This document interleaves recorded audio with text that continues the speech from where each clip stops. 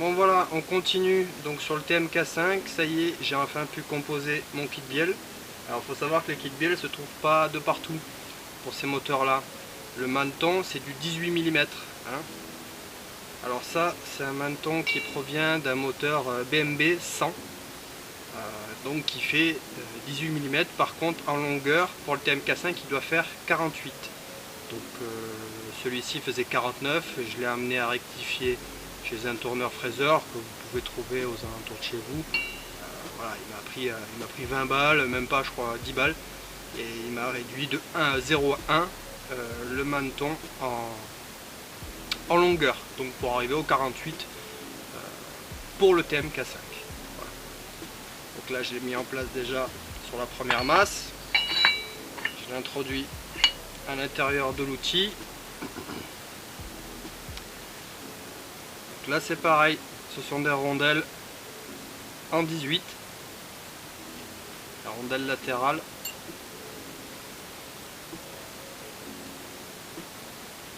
Pareil, la cage à aiguille, c'est du 18.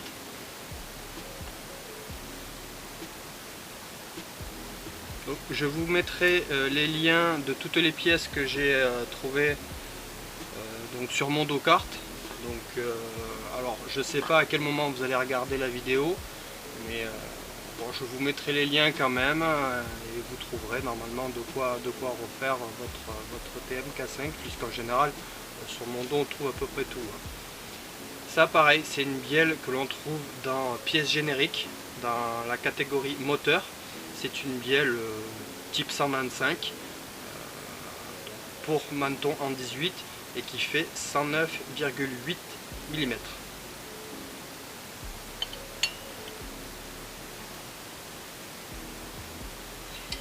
Et la dernière rondelle.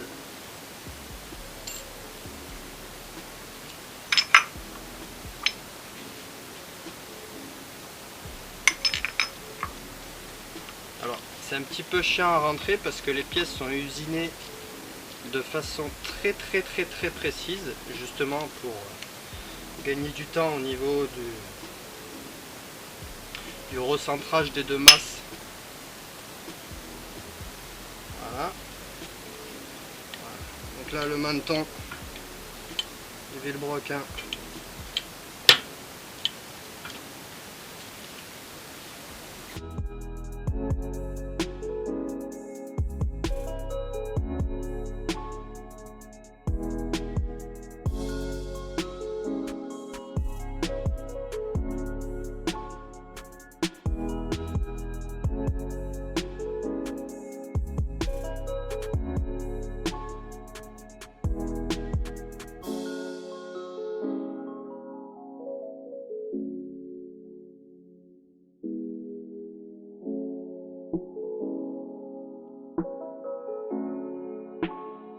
on va mettre en place le barillet. Donc le barillet, c'est comme sur les K9.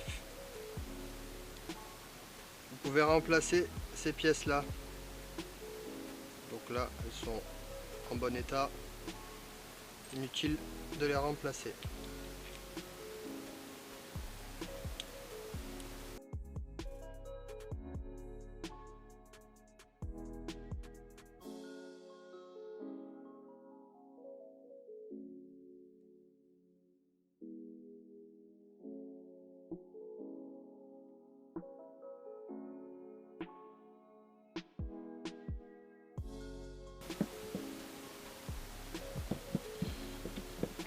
Bon alors, maintenant que le barillet est en place, on peut mettre le petit rappel avec son ressort.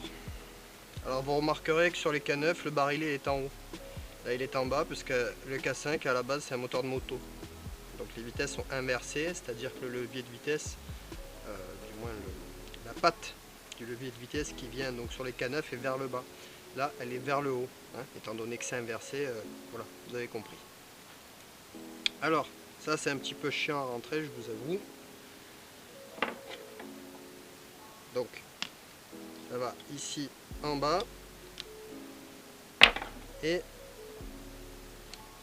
le petit ressort va se loger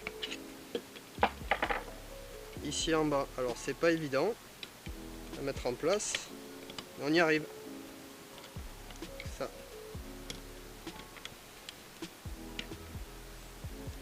Voilà. On fait un petit peu levier. On peut déjà amorcer la vis dans le pas de vis. Ensuite, il faut faire glisser donc le ressort dans le petit trou là-bas au fond. Donc on griffe un peu le carter, mais bon, c'est pas très grave. C'est pas ça qui gênera grand chose au fonctionnement du moteur.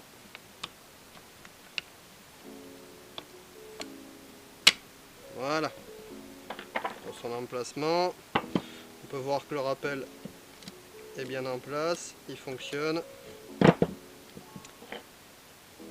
On finit de visser et c'est ok. On peut passer à la pignonnerie.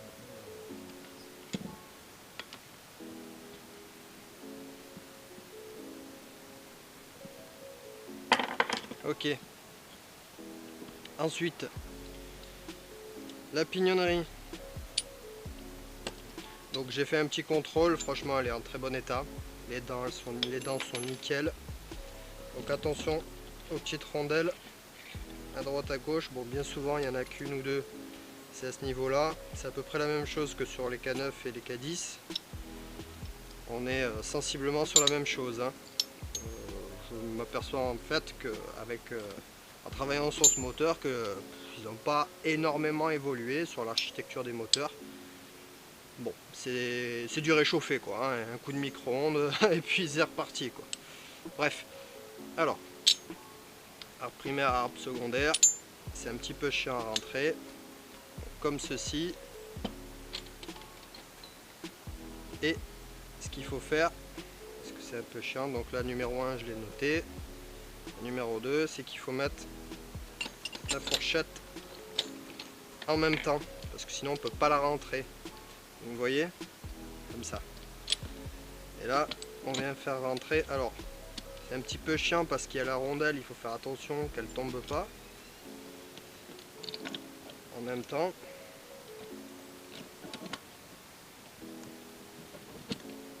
La boîte c'est ok. On peut mettre la deuxième fourchette ici. Essayer de mettre l'autre dans le barillet aussi. Il faut faire glisser le pignon du milieu pour pouvoir le faire rentrer. Alors ce qu'on va faire, on va d'abord faire celui-là. Voilà. Hop. Hop. Ensuite, comme ceci. Donc on vérifie que c'est bien au fond. C'est ok. Celui-là.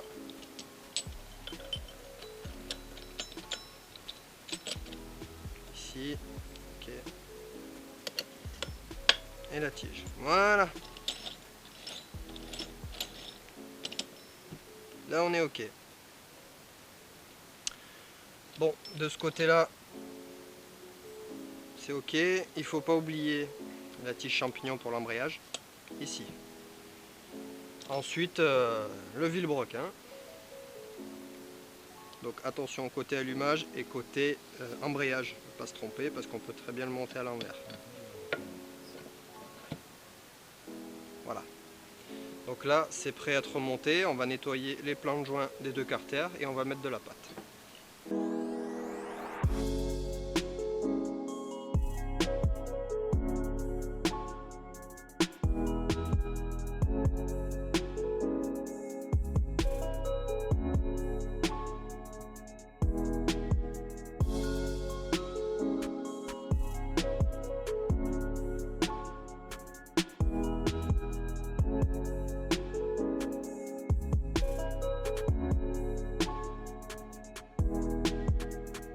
Comme d'habitude, petite précision au niveau de la pâte à joint, toujours mettre un petit coup de chiffon au niveau d'ici, parce que quand on referme les carters, ça forme un boudin vers l'intérieur et vers l'extérieur, évidemment, puisque la pâte s'écrase donc avec la fermeture des carters.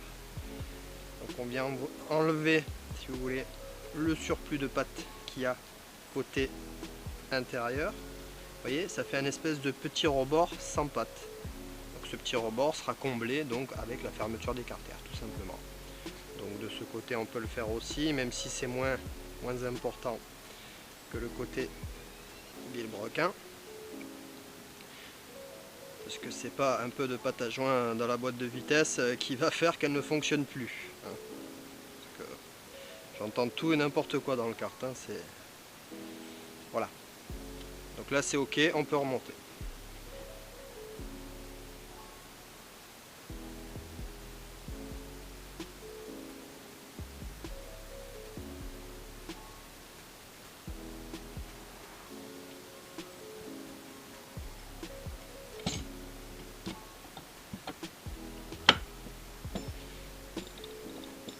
Là. On est presque au fond. On va mettre toutes les vis.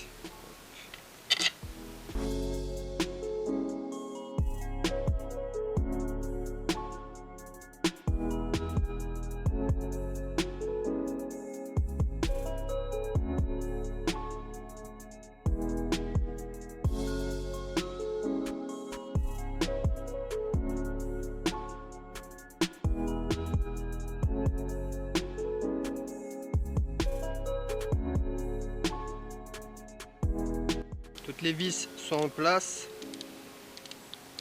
on peut resserrer. Donc on n'est pas obligé de le faire à la clé dynamométrique, hein, comme vous avez l'habitude de la force de serrage sur les carters. Vous n'êtes pas obligé de le faire, hein.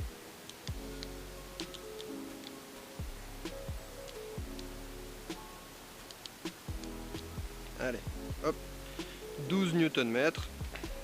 Après chacun fait comme il veut. Alors pour le serrage, il y a plusieurs types de serrage, hein. Quand je dis plusieurs types de serrage, il y a des serrages qu'on apprend à l'école et des serrages qui sont préconisés selon les revues techniques de certains moteurs. Il y a des moteurs, ils disent il faut serrer là, là, là, là, etc., hein. Et d'autres qui disent qu'il faut serrer en escargot, comme ça. Moi j'ai toujours appris de la plus loin à la plus loin, en croix, etc. Bon, comme ça ou de l'autre technique en escargot. Franchement, il n'y a presque aucune différence. Voilà. Allez.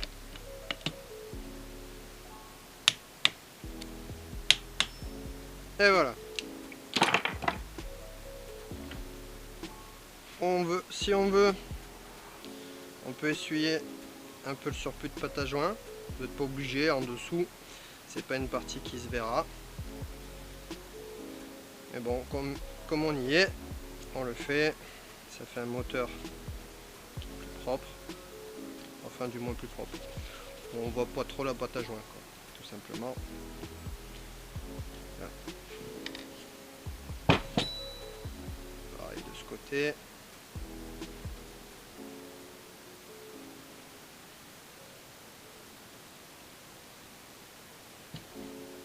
On va contrôler si toute la pignonnerie de boîte fonctionne.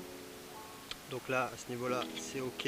On va pouvoir remettre la tige et le ressort. Alors le ressort, c'est un peu chiant, mais on y arrive. On fait comme ça.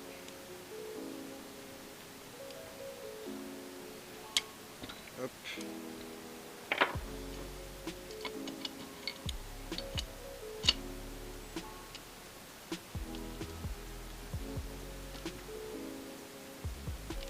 Il faut l'aider un petit peu, parce que le ressort est un petit peu chiant. Je crois que j'ai mis le ressort à l'envers, quoique, même pas sûr.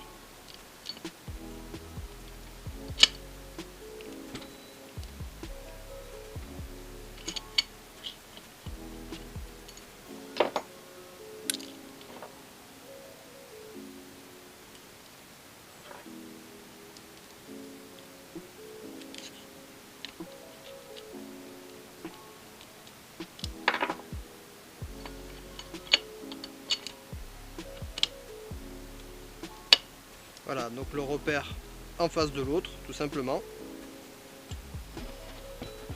Et on va mettre le levier inversé. Donc, comme vous pouvez le voir, il se met comme ceci et on vient brancher donc la biellette avec la barre pour le levier au niveau du volant ici. Donc on met ça provisoirement, je mets la vis ici pour éviter de la perdre. Et on peut vérifier déjà le fonctionnement. Donc là, on va voir en quelle vitesse on est.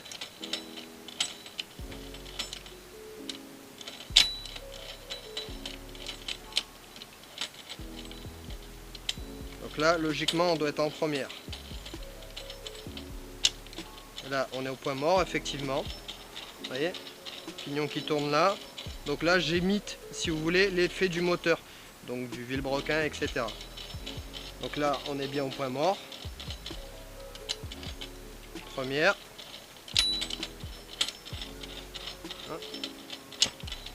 Point mort. Deuxième. Troisième. Quatrième. Cinquième. Et sixième. Alors, c'est un petit peu de mal parce qu'il n'y a pas d'huile dedans, donc tout est sec. Et on peut s'apercevoir que toutes les vitesses passent bien. Donc là, je suis en sixième. Cinquième. Quatrième. Troisième. Voilà, troisième. Deuxième. Et normalement, si je fais un petit coup vers l'avant, je devrais retomber sur le point mort. Et voilà, point mort.